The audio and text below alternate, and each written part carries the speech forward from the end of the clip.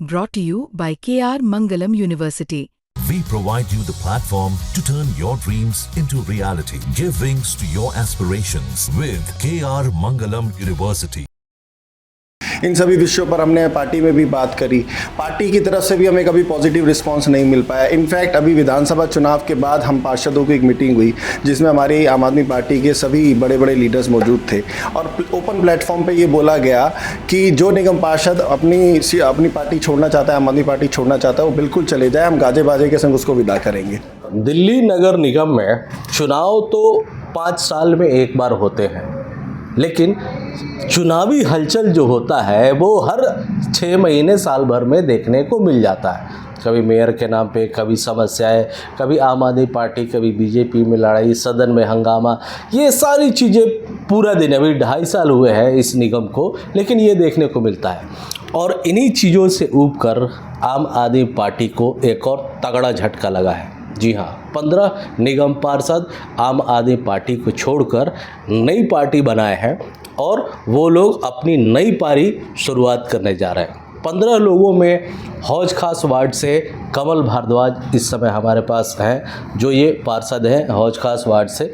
सबसे पहले तो आपको इस नई पारी के लिए बहुत बहुत शुभकामनाएं। बहुत बहुत धन्यवाद आपका। अब सर, सबसे पहले अपने पार्टी का नाम बताइए और क्या वजह रही जो आप लोगों ने आम आदमी पार्टी को छोड़ा। हमारी जो हमने नई पार्टी जो 15 लोगों ने गठित की है उसका नाम है इंद्रप्रस्थ विकास पार्टी। और ये पार्टी बनाने का हमारा जो उद्देश्य है सिर्फ एक ही है कि जिन उम्मीदों के संग हम निगम पार्षद बने, जनता की उम्मीदों ने हमें इतना बड़ा चढ़ाकर मुझे एक ऐसे वार्ड से जिताया जिस वार्ड में हमेशा से बीजेपी जीतती आई थी पिछले 50 वर्ष से। इस बार इस उम्मीद के संग मुझे जिताया था कि जो पहले काम नहीं हो पाए थे वो अब काम होंगे और हमारे वार्ड का, हमारे क्षेत्र का हम विकास कर पाएंगे। मगर उन उम्मीदों पर पिछले 2.5 साल पर हम खरे नहीं उतर पाए। दिल्ली में हमारी सरकार थी, MCD में हमारी सरकार थी, फिर भी हमारे मुद्दे कहीं ना कहीं नदारत थे। हम सदन में अपनी बात नहीं उठा पा रहे थे। इन सभी विषयों को लेकर हमने इस नई पार्टी का गठन किया है और हमें पूरी उम्मीद है कि अब हम अपने क्षेत्र का, हम अपने वार्ड का अच्छे तरीके से विकास कर पाएंगे। जी देखिए, ये लोग जनप्रतिनिधि हैं और जाहिर है जनता जब चुन के भेजेगी तो अपने काम का हिसाब भी मांगेगी।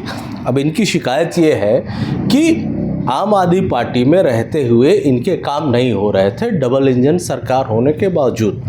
तो सर, इसमें दिक्कत कहाँ से आ रही थी? क्या नीचे के जो अधिकारी थे वो लोग नहीं कर रहे थे या पार्टी की तरफ से क्या समस्याएं हो रही थी? क्योंकि अगर दिक्कत थी तो आपके पार्टी में संगठन है, नेतृत्व है, वहाँ पे भी आप लोग शिकायत करते थे। देखिए, सबसे पहली बात तो अधिकारियों की। कोई भी अधिकारी, चाहे वो दिल्ली का हो, चाहे वो निगम का हो, चाहे वो भारत के किसी भी स्टेट का हो, कोई अधिकारी काम नहीं करना चाहता जब तक उन अधिकारियों पर उचित दबाव नहीं बनाया जाता। तो हम तो अपना पूरा प्रयास कर रहे थे दबाव बनाने का, मगर जो हमारा ऊपर की तरफ से जो दबाव होना चाहिए था हमारे अधिकारियों के ऊपर, वो नहीं बन पाया। इस वजह से कहीं ना कहीं अधिकारी हमारी जो हम समस्याएं उनको बताते, जो काम उनको बताया करते थे, वो कहीं ना कहीं उन कामों पर खरे नहीं उतर पा रहे थे।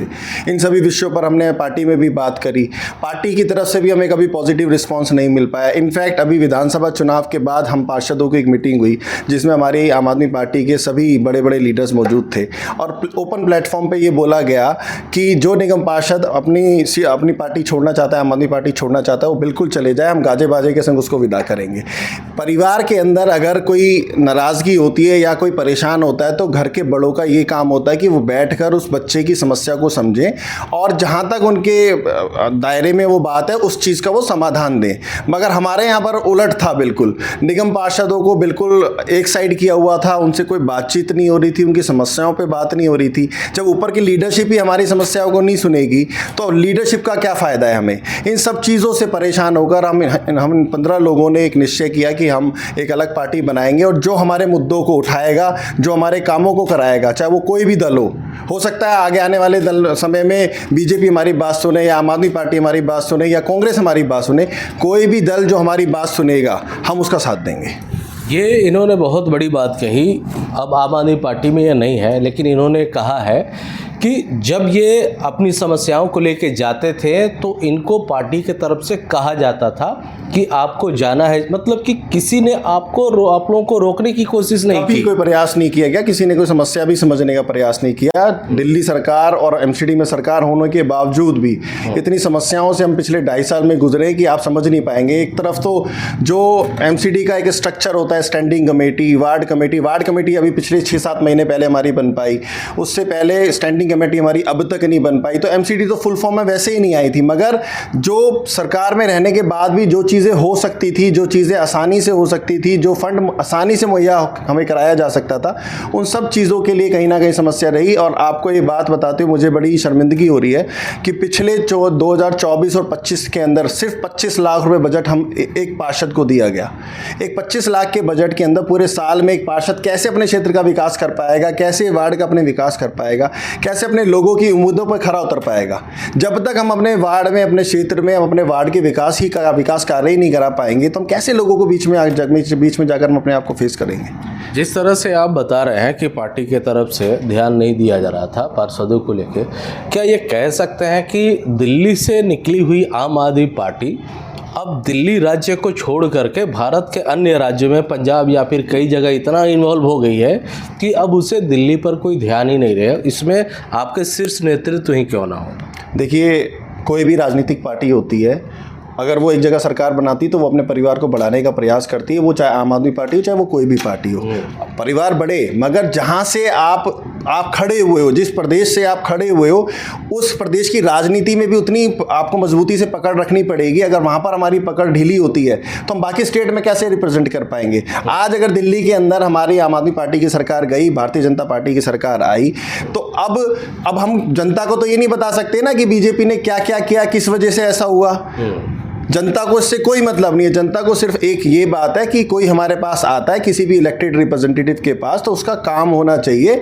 इसके अलावा जनता कुछ नहीं सुनना चाहती, वो चाहे वो किसी भी पार्टी से हो, उसको कोई मतलब नहीं है। अब आप लोग अलग पार्टी बना लिए हैं, जाहिर है कि ना बीजेपी, ना आम आदमी पार्टी, ना कांग्रेस, लेकिन झुकाव किस तरफ रहेगा आप लोगों का? क्योंकि अब ट्रिपल इंजन, डबल इंजन की सरकार तो बीजेपी की है।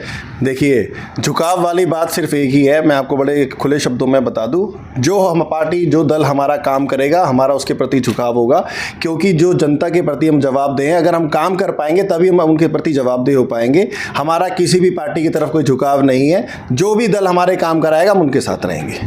ये देखिए, थर्ड फ्रंट अगर कही जाए तो कहीं ना कहीं उसकी नींव इन 15 लोगों ने मिल के रख दी है दिल्ली में। सर, क्या अभी आप 15 हैं, ये संख्या बढ़ भी सकती है? बिल्कुल, कुछ दिनों में ये संख्या और बढ़ेगी और अच्छे तरीके से हम अपने निगम के अंदर अपने आप को और अच्छे तरीके से एस्टेब्लिश करेंगे और अपने वार्ड के, अपने निगम के मुद्दों को उठाएंगे।